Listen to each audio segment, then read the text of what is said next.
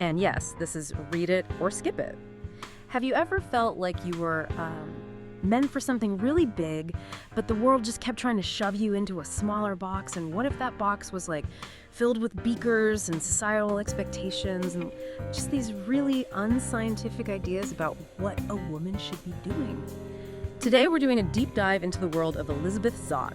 She's the unforgettable main character in Bonnie Garmus's Lessons in Chemistry. And this isn't just a novel, it's this really vivid journey through the 1950s, the 60s in America, all seen through the eyes of this brilliant, really unconventional woman. Exactly. And our mission today really is to pull out the most important bits of knowledge, the insights from Elizabeth's incredible story. We'll be looking at themes like perseverance, intellectual integrity, obviously battling sexism, and these kind of surprising links between chemistry and, well, everyday life. We want to keep it engaging and, yeah, maybe a little bit fun too. We'll sort of unpack how Elizabeth's life, which seems ordinary on the surface, actually becomes this huge catalyst for change, especially for other women. Okay, so let's start back in 1952. Hastings Research Institute, California. We meet Elizabeth Zott. She's this amazing chemist, incredibly talented, but like right from the very beginning, she's treated as, well, second-class citizen, maybe even less than that. And her past really matters here for understanding her resilience.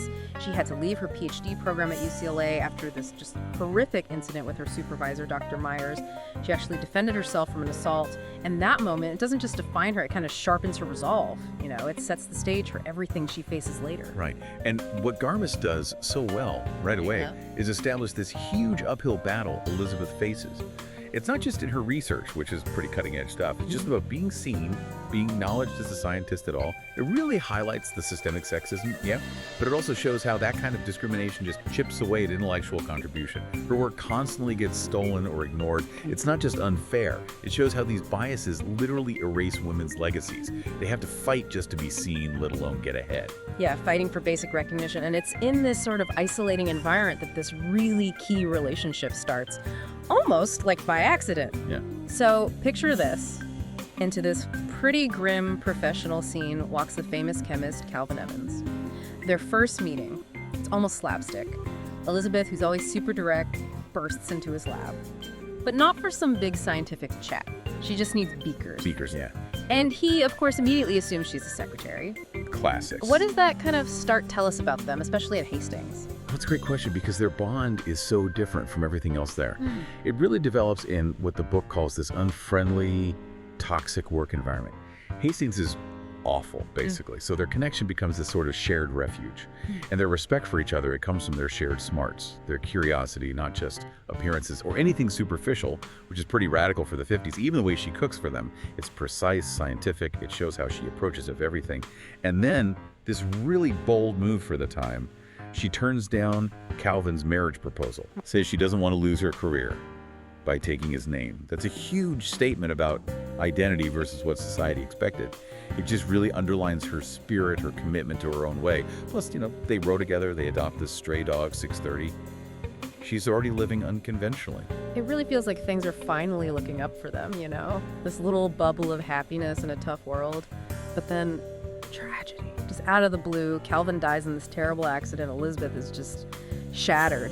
And then, right after that crushing blow, she finds out she's pregnant. It's just absolutely gut-wrenching. Ugh. Yeah.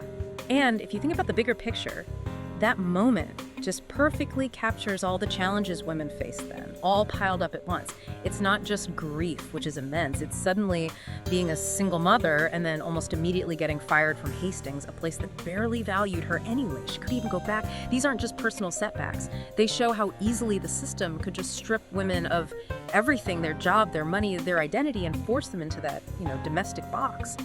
So her resilience here isn't just about coping, it's about fighting back against being erased. But she doesn't give up. She pivots incredibly resourcefully. She literally turns her kitchen into a working lab. She keeps going with her abiogenesis research. That's the study of how life might have started from non-living stuff. Exactly. Super complex stuff. And she's doing that while also consulting, copy editing for old colleagues from Hastings, anything to make ends meet. She has her daughter, names her Mad Zott, Madeline, really. And she finds this crucial support network, her neighbor, Harriet Sloan, who's wonderful, and her OBGYN, Dr. Mason, who's also her rowing coach. Which is another great detail. But yeah, despite all this pressure, personal, professional, Her commitment to the science just never wavers. Yeah. It's amazing, really. Her intellectual integrity just shines through. But then she tries to get back to her research at Hastings, and it's just more injustice. Her old colleague, Dr. Donati, not only blocks her, but keeps stealing her work, plagiarizing it. Yeah, and this isn't just him being a jerk. It's a tactic, right? Discredit her, marginalize her, push her out of science completely. It happened all the time. And then just when you think things can't get worse, there's this really unexpected twist. A moment of, like, solidarity from the last person you'd expect. Brask. The office manager at Hastings, usually pretty hostile, often gave Elizabeth a hard time. But she makes this shocking confession. She reveals she was also a victim of sexual assault, that it stopped her from finishing her own PhD. And she's furious about what Donati's doing. Plus, she just got fired herself for gaining weight, believe it or not. Unbelievable. So she secretly passes Calvin's old research files to Elizabeth. It's this real aha moment, showing how shared experiences of injustice can create these totally unexpected alliances. Okay, so let's fast forward a bit to 1961. Elizabeth's resourcefulness takes this wild, very public turn. We find her packing Mad's school lunch, getting ready to host her own TV show, Supper at 6, which is like wildly popular. And how did this happen? It was totally random. She confronted a TV executive, Walter Pine, because his daughter kept eating Mad's lunches at school. Yeah, it's a great story. And Walter, impressed by her directness, her intelligence, offers her a spot on TV. She's reluctant, but honestly, she needs the money, the steady paycheck, so she takes it. And this really brings up that classic issue, right? How often women get pigeonholed, especially in media back then. Walter Pine's boss, this guy Phil Lebensmall, he had very specific, very old-fashioned ideas. He wanted Supper at 6 to be light, fluffy, maybe a bit sexy, rein Elizabeth in. He totally missed the point of her appeal and frankly underestimated the audience. Oh, completely. But Elizabeth, she wasn't having any of it. She just dismisses all the tight, revealing outfits they pick out. She flat out refuses to read the cue cards Walter writes for her. Instead, she gets on live TV and explains cooking using chemistry with this sharp, totally matter-of-fact scientific approach. The studio bosses hated it. Oh, I bet. She uses her chemical knowledge, her patience. She repeats experiments on air to perfect dishes. It's not just following a recipe, it's rigorous science in the kitchen. It's this brilliant flipping of expectations, taking the domestic sphere and elevating it. And that's precisely why it took off, especially with housewives. It's fascinating because just by being herself, by treating her audience like they were intelligent, she completely undermined what everyone expected from a daytime show for women. Her approach wasn't patronizing at all. It empowered loads of women who felt ignored or talked down to by everything else on TV. She was validating their daily work through science, making them feel smart, capable. She wasn't just teaching cooking. She was teaching them to think scientifically about their lives. It was subtly revolutionary, challenging those narrow roles society gave them. Meanwhile, you've got things happening at home too. Mad, her daughter, is doing a family tree project for school. And Harriet Sloan, the lovely neighbor who often watches Mad, she accidentally lets slip some detail about Calvin's past. And that just lights a fire under Mad. She gets really determined to find out about her dad's real story, his origins, and she uncovers way more than anyone expected. Right. Mad's search leads her to Reverend Wakely, who, it turns out, was Calvin's pen pal for years. And together they uncovered this really shocking truth about the orphanage where Calvin grew up. The bishop running it was dishonest, had lied, told everyone Calvin's parents were dead. And get this, the Parker Foundation, this big, respected philanthropic group, it was actually connected to Calvin's mother. It was set up with money basically stolen from his grieving family by that same bishop. Wow. Yeah. It's not just a plot twist. It exposes this layer of deceit and exploitation hidden under, a respectable surface, even in places meant to do good. And the drama keeps coming. Back on Supper at 6, Elizabeth publicly calls out an unethical sponsor, calls their product trash, refuses to use it on air. Go, Elizabeth. Well, Lebensmall, her boss, is furious. He calls her into his office, fires her on the spot, and then he tries to sexually assault her. It's this absolutely terrifying moment. But Elizabeth's reaction, it's like something from a movie. She pulls her huge chef's knife out of her handbag. No. Yes. And he's so shocked. He has a massive heart attack right there. It's this raw, visceral act of self-defense. She just refuses to be a victim anymore. It's incredibly dramatic, but also powerful. That's quite a scene. And it's not just about her personal fight, right?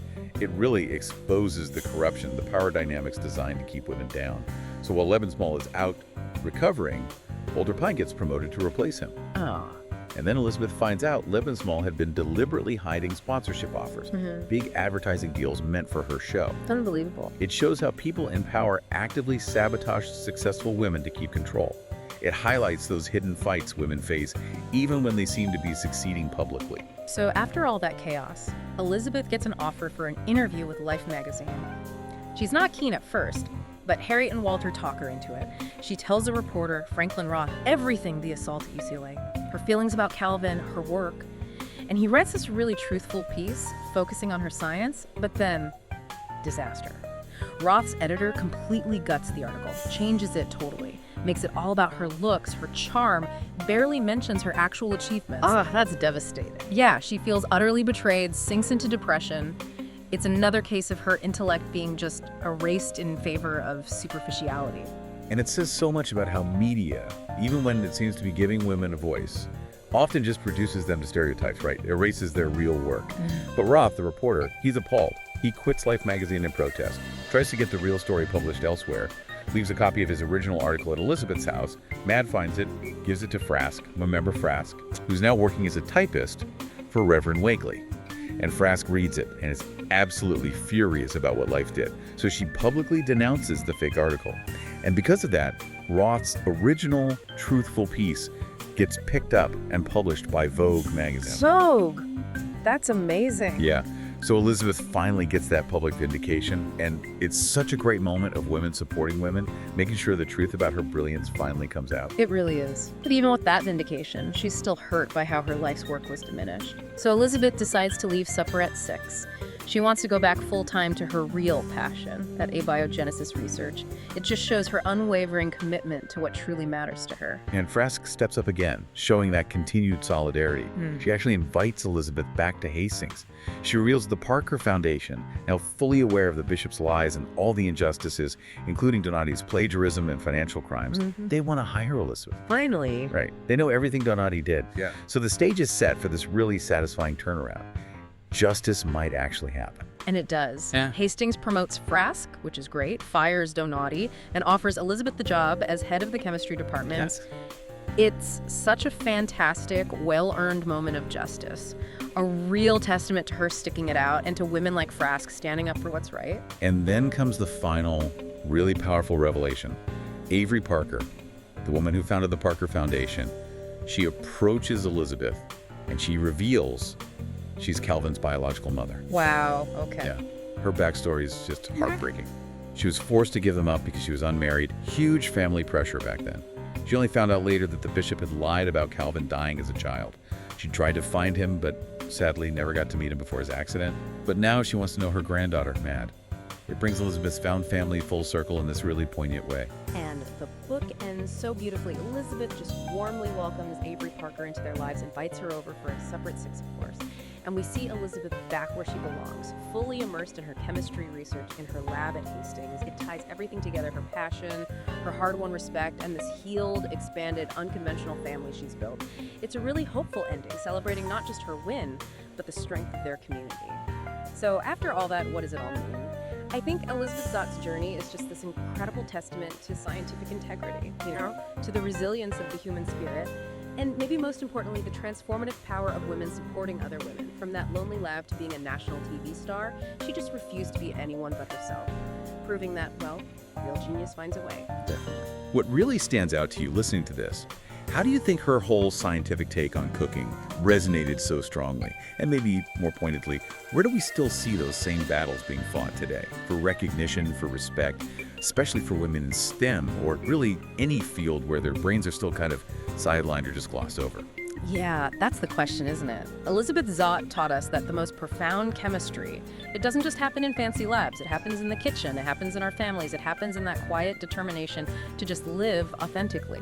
So what hidden recipes, whether they're scientific or personal or societal, are we still overlooking? Just because they don't fit neatly into the boxes we've already made. Maybe it's time we all started asking why, with a bit more of Elizabeth Zott's fierce curiosity. And yes, this is Read It or Skip It.